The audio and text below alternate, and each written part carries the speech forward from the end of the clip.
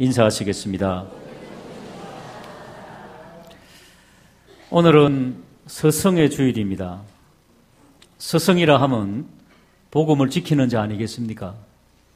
이 하나님의 순수한 복음을 함께 잘 우리 후배들에게 또 다음 세대에 전수하는 복된 우리 선생님들 되기를 주님의 이름으로 축복하며 그 노고에 하나님의 크신 위로가 넘치기를 다시 한 번 더 축복합니다.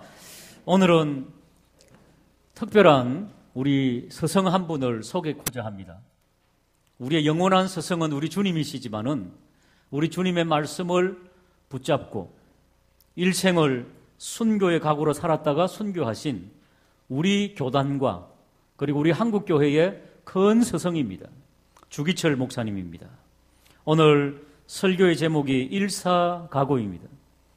바로 80여 년 전 1935년에 평양 신학교에서 일제 치하 속에서 이 요한복음 11장 16절 말씀을 중심으로 우리가 주와 함께 죽으러 가자라고 고백했던 도마의 그 말씀을 인용해서 설교 말씀을 전했던 일사가고, 한번 따라할까요? 일사가고. 이 말씀의 내용입니다. 오늘 이 한국교회의 서성이신 순교자이신 이 주기철 목사님을 잠시 소개하고 그가 전거했던 복음의 메시지를 함께 나누면서 이 서성의 주일 함께 은혜를 나누고자 합니다. 자, 우리 주기철 목사님 사진 한번 보실까요?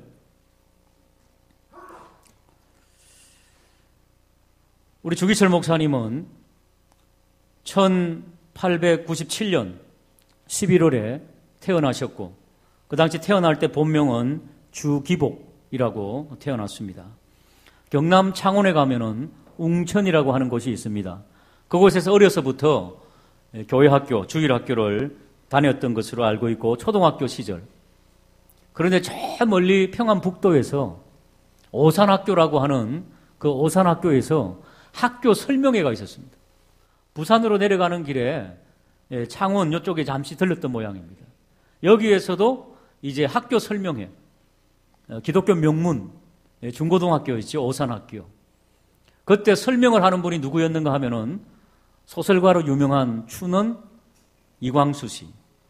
그분이 열변을 토하며 하나님을 잘 믿고 그리고 또 학교에 와서 공부하라고 그렇게 권면하는데 어린 주기철이 큰 감동을 받고 그리고 어머니 아버지를 설득해가지고 1500리길을 되는 평안북도 오산학교로 중고등학교로 이제 입학하게 되는 것이지요.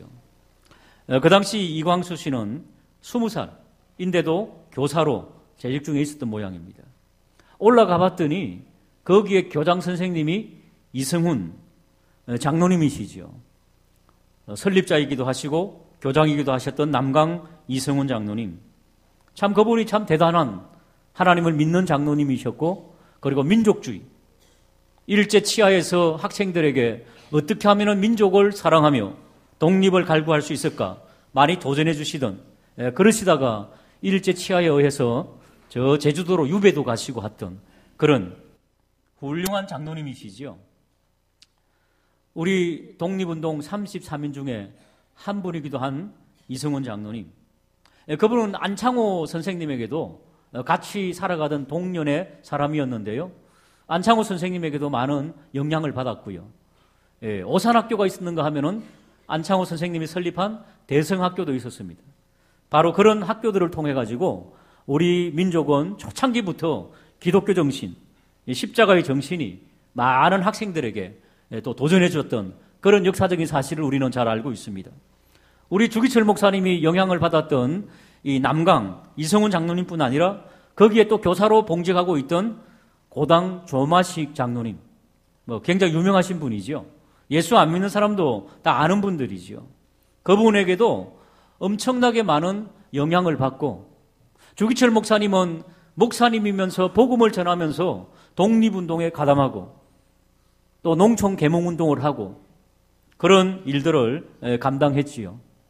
나중에 주기철 목사님이 부산과 마산 이런 데서 목회를 하다가 일본 순사들에게 너무 괴로움을 당해가지고 다른 데로 목회지를 옮기려고 하는 그때에 평양 산정연교회 시무하시던 조만식 장로님께서 자기의 제자 조기철 목사님을 마산으로 찾아가가지고 그를 산정연교회로 청빙해 갔던 그런 사실을 우리는 잘 알고 있습니다.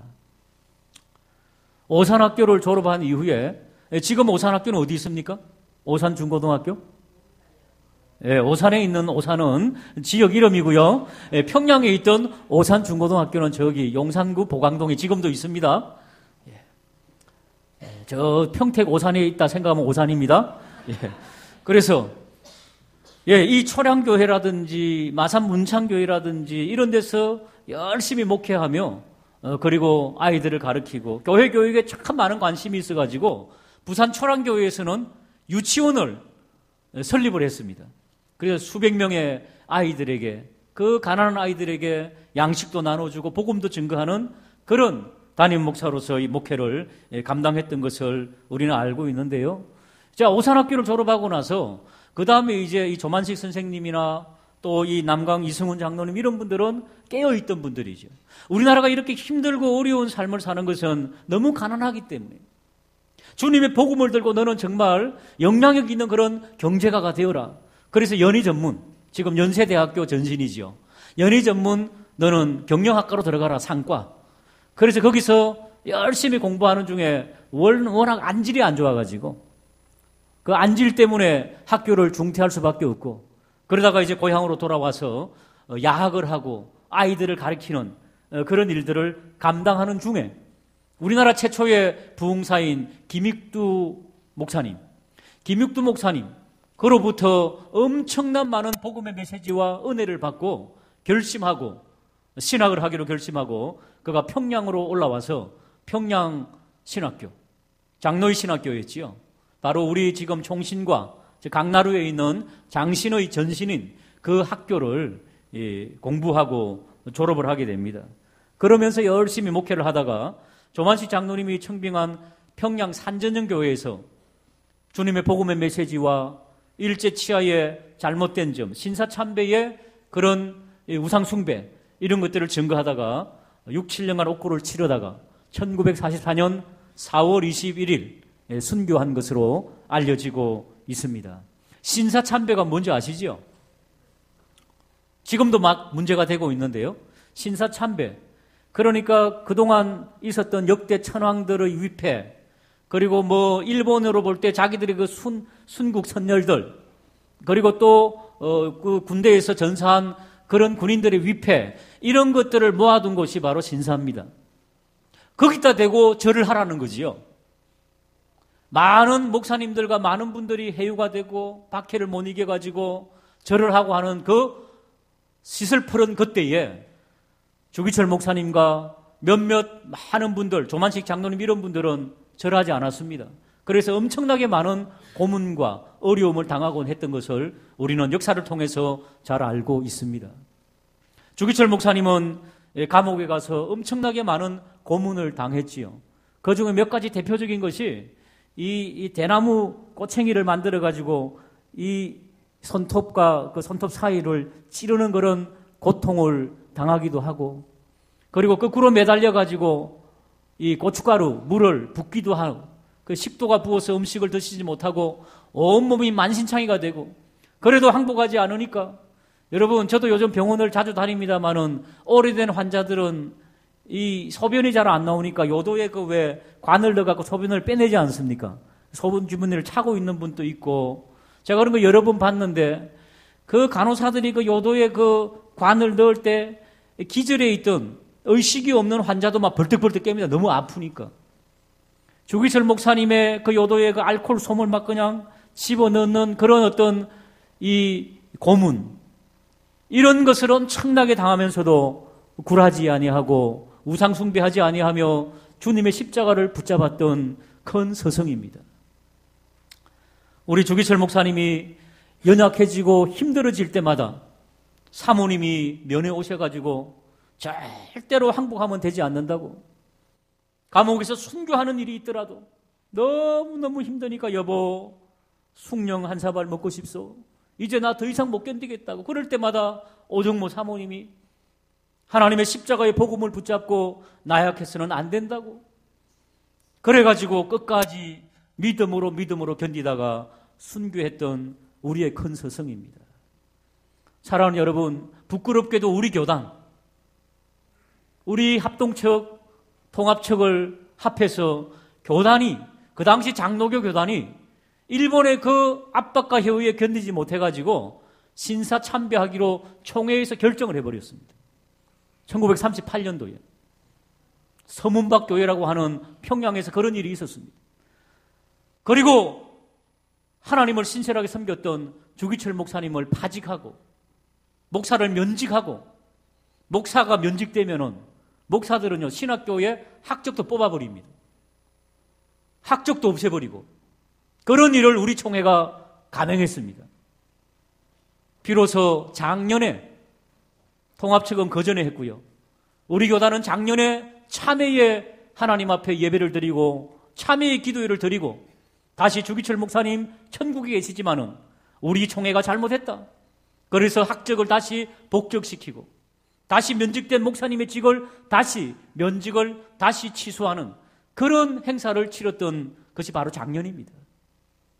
그 이후로 우리 교단은 하나님 앞에 회개하고 이제는 날치기로 고태를 두드리지 말자.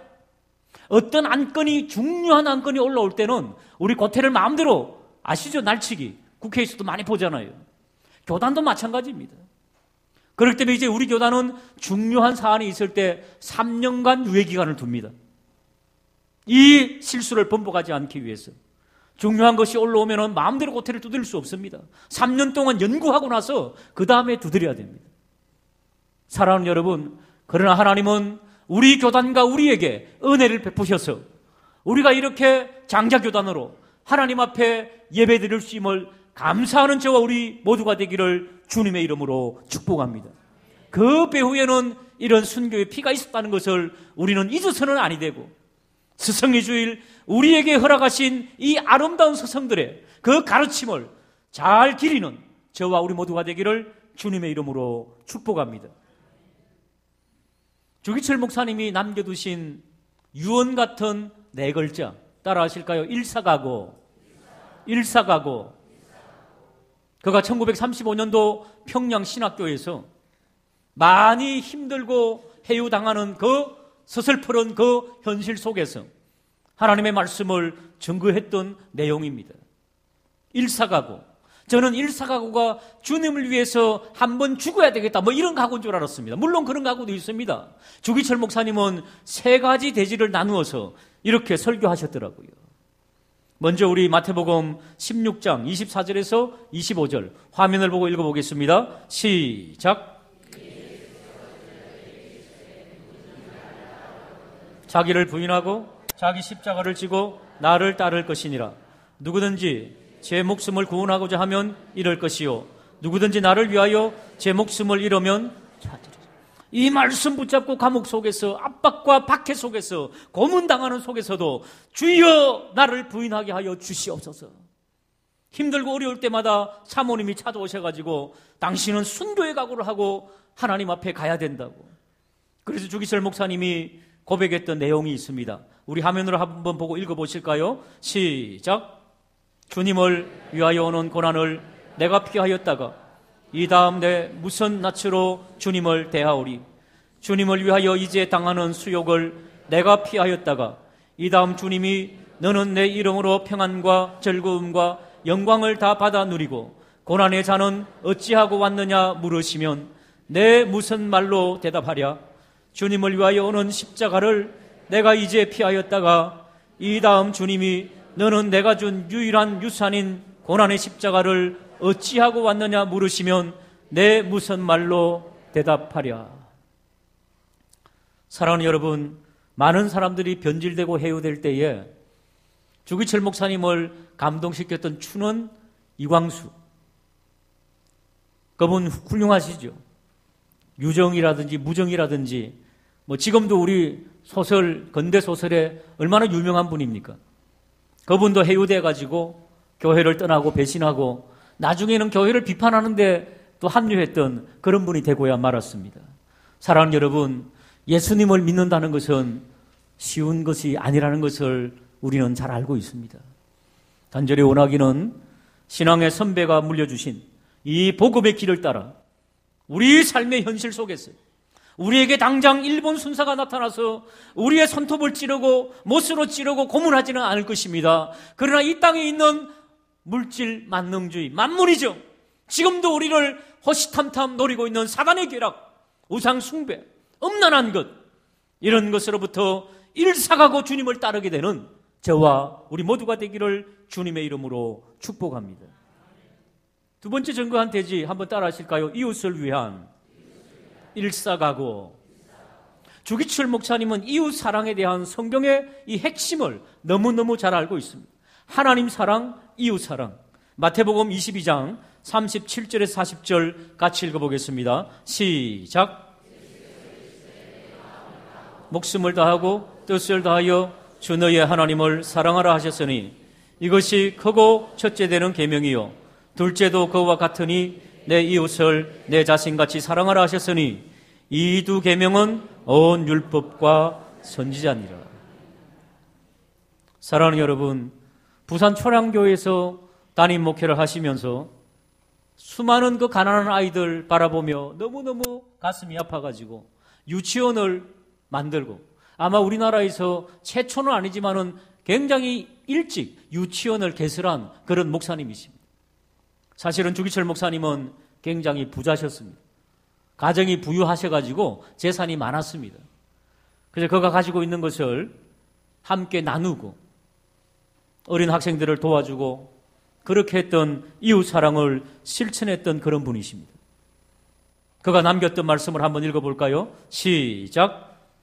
예수의 일생은 순전히 남을 위한 일생이니 이 세상에 태어나심도 남을 위하심, 십자가의 죽으심도 죄인을 위하심이니 예수를 믿는 자들의 삶도 남을 위한 삶이 되어야 합니다. 나사로를 위하여 일사각오를 말하였던 도마는 후일 인도인들을 위하여 순교하여 일사각오를 실천하였습니다. 우리들도 이웃을 위하여 일사각오를 다짐합시다.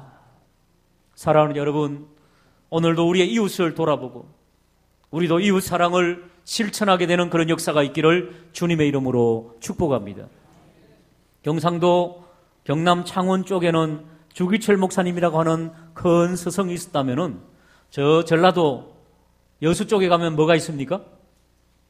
손양훈 목사님의 애양원이 있지요. 손양훈 목사님은 주기철 목사님보다 5살 아래입니다.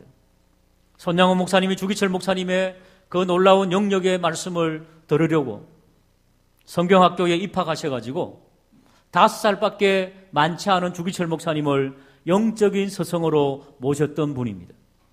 주기철 목사님으로부터 하나님 사랑, 이웃 사랑, 그리고 로마서 강의를 통해서 엄청난 은혜를 받고 그는 사랑의 원자탄으로 유명하지 않습니까? 경상도 상해원이라고 하는 그런 나병 환자들을 돌아보고 또 여수로 가서 거기에서 애양원, 지금은 애양원이 얼마나 그 기념관이 좋은 줄 모릅니다. 그곳에서 나병 환자들을 선교하며 살았던 것 우리가 잘 알고 있지 않습니까?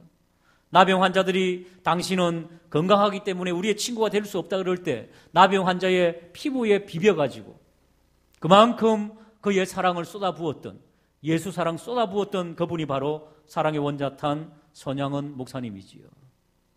우리가 잘 알고 있지 않습니까? 예수 사랑, 이웃 사랑, 하나님 사랑을 실천하기 위해서 공상당원이 그의 두 아들을 총으로 쏘아 죽였을 때에 그 총으로 쏘아 죽인 그 청년을 용서하고 그 청년을 자기의 양아들로 삼아서 길렀다는 것 우리는 너무 잘 알고 있습니다.